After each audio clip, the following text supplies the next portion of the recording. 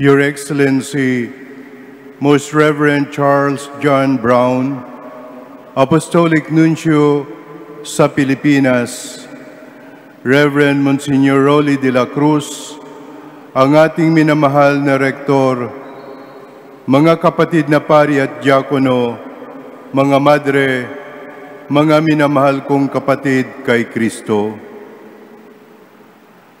Ngayong gabi, tayo ay natitipon sa Manila Cathedral upang ipagdiwang ang pagkabuhay muli ng ating Panginoong Hesukristo.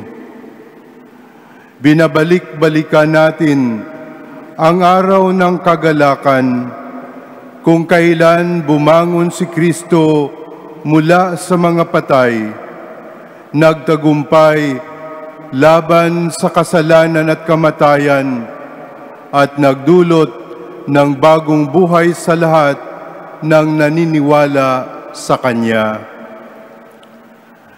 Tanggapin natin ang paanyayang ito sa atin, ang pumunta sa Galilea, kung saan makakatagpo natin si Jesus na muling nabuhay.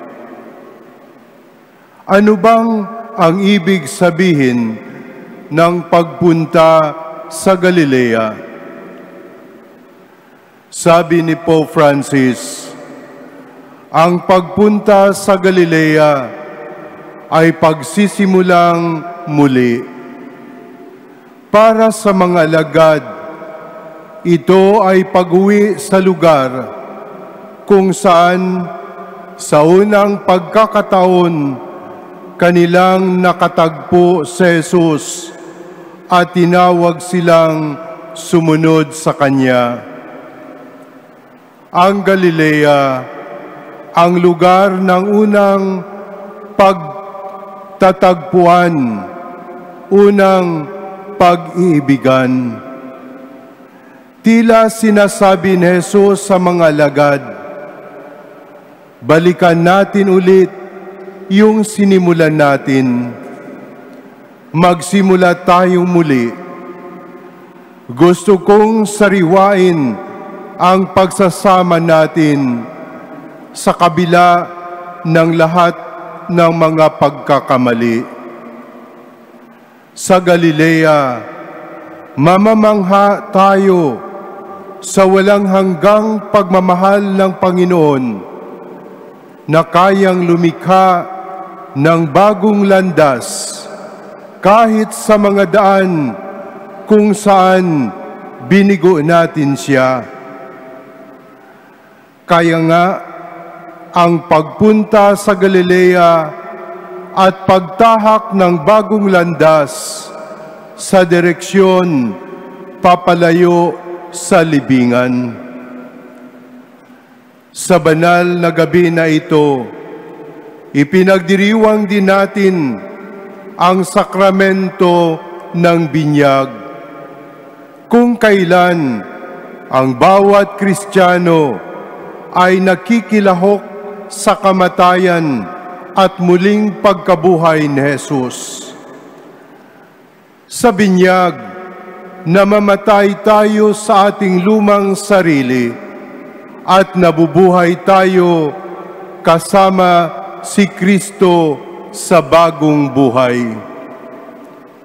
Sa pagsaksi natin sa binyag ng ating mga kapatid sa pananampalataya ngayong gabi, tandaan natin ang kahalagahan ng sakramentong ito sa ating buhay.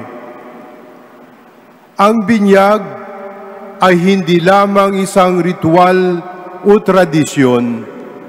Ito ay isang personal na pangako na mamuhay tayo bilang tagasunod ni Kristo.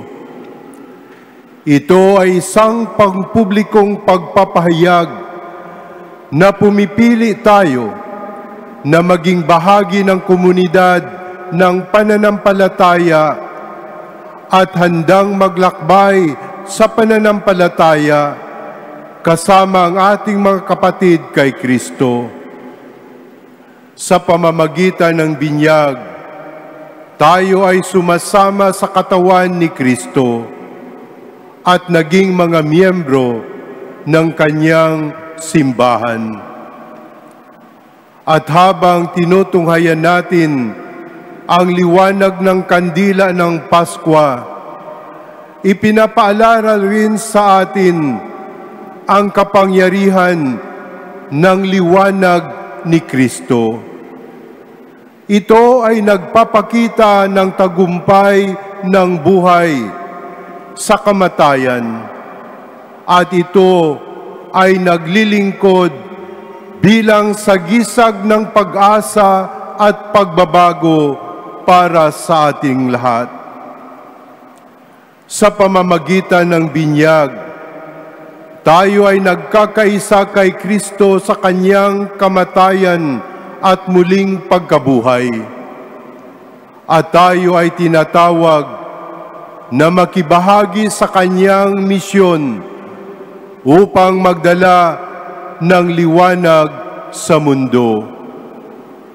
Habang patuloy tayong maglakbay sa ating pananampalataya, laging tandaan ang kahalagahan ng pagtutulungan sa espiritu ng synodality, at huwag nating kalimutan ang liwanag ni Kristo na nag-uudyok sa atin sa ating mga landas. Bilang isang komunidad ng pananampalataya, tayo ay tinatawag na tumugon sa pagkabuhay ni Kristo sa pamamagitan ng pagmamahal at debosyon. Tinatawag tayo na magbahagi ng mabuting balita ng tagumpay ni Kristo sa kasalanan at kamatayan sa ating mundo. Tinatawag tayo na maging mga saksi sa biyaya at awa ng Diyos at ipakita ang biyaya at awa na iyon sa iba. Sa ating pagdiriwang ngayong gabi ng pagkabuhay ni Kristo, magbalik tanaw tayo sa ating pangako sa Kanya at sa Kanyang simbahan. Alalahanin natin ang mga pangako natin sa ating binyag at ipakita natin ito sa araw-araw nating buhay. Tayo nawa ay maging komunidad na namumuhay sa pagmamahal at nagtutulungan sa pananampalataya. Sabi pa ni Pope Francis, "Kapatid, kung sa gabing ito may dala ka sa puso mo na isang madilim na oras, isang araw na hindi nagbubukang liwayway, isang liwanag na nakabaon, isang gumuhong pangarap, halika, buksan mo ang puso mo para mamangha sa balita ng Pasko. Huwag kang matakot, buhay siya, hinihintay ka niya sa Galilea. Hindi mabibigo ang mga hangarin mo, mapapawi ang mga luha mo, madadaig ng pag-asa ang mga takot mo. Dahil kung alam mo lang sana, ang Panginoon ay laging nauuna sa atin. Naglalakad siya sa harap mo at kasama niya nag-uumpisa ulit ang buhay." Mga kapatid, naway maging paalala sa atin ang gabi ng Pasko ng pagkabuhay, ng kapangyarihan ng pagkabuhay ni Kristo at ang kahalagahan ng ating pakikibahagi sa Kanyang simbahan. Lumabas tayo mula sa banal na gabi na ito, punong-puno ng kagalakan at pag-asa, at maging tanglaw ng liwanag ni Kristo sa mundong ating ginagalawan. Amen.